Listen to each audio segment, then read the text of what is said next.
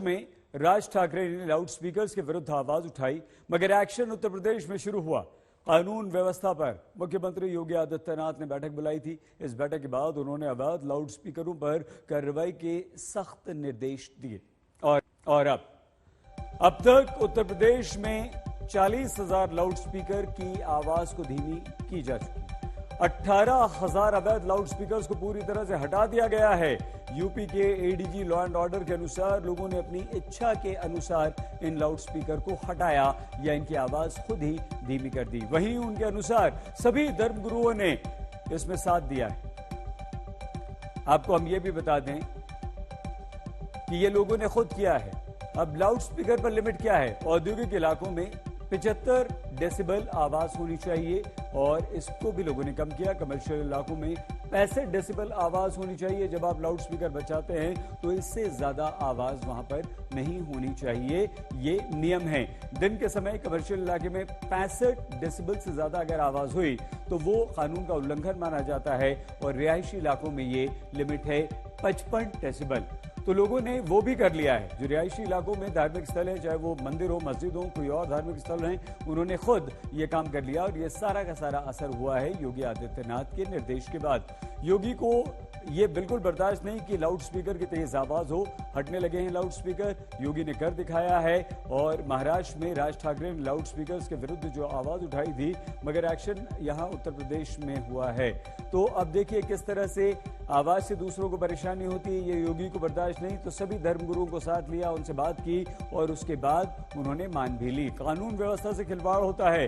रामनवमी पर प्रदेश में दंगे नहीं हुए हैं, ये योगी आदित्यनाथ की एक सफलता है, क्योंकि रामनवमी पर देश के कई हिस्सों में हिंसा हुई थी। त्योहारों में गड़बड़ी की चाल होती है, लेकिन हनुमान जयंती पर भी काफी सख्त उत्तर प्रदेश की सरकार थी और ये मुख्यमंत्री योगी आदित्यनाथ के कारण यहां पर हुआ है। तो ये तमाम वो चीजें हैं जिन्हें यूपी में योगी आदित्यनाथ ने कर दिखाया है। देखिए,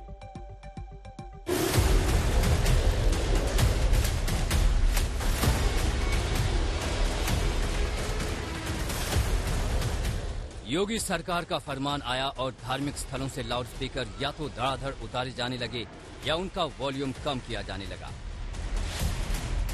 मंदिर हो या मस्जिद, यूपी के शहर शहर लाउड स्पीकर उतारे गए और उनकी आवाज कम की गई।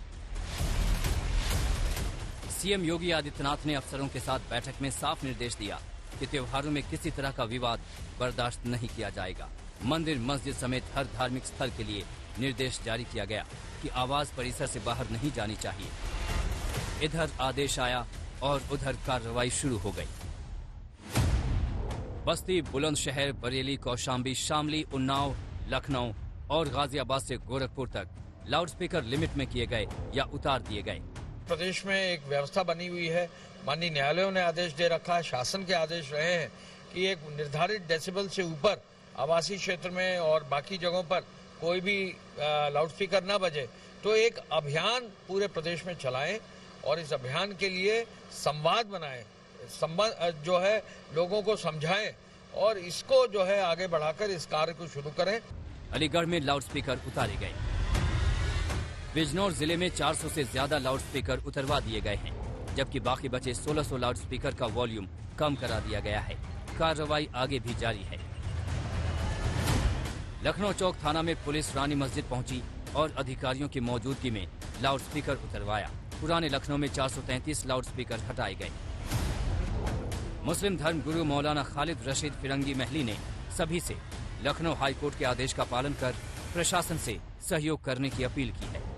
सन 2017 में ऑनरेबल हाईकोर्ट लखनऊ बेंच ने एयर पोल्यूशन के सिलसिले में जो लाउड स्पीकर के लिए जो एक स्टैंडर्ड सेट किया है, उसी के तहत हम सबको लाउड स्पीकर का यूज़ करना है। और इस सिलसिले में इंडस्ट्रियल एरिया, कमर्शियल एरिया और रेजिडेंशियल एरिया और साइलेंट जोन के अलग अलग डेसिबल मुकर्रर किए गए थे। लिहाजा उसी के रोशनी में अभी हुकूमत उत्तर प्रदेश ने जो डायरेक्टिव इशू किए हैं, उस पर हम सबको चाहिए कि पूरी तरीके से अमल करें।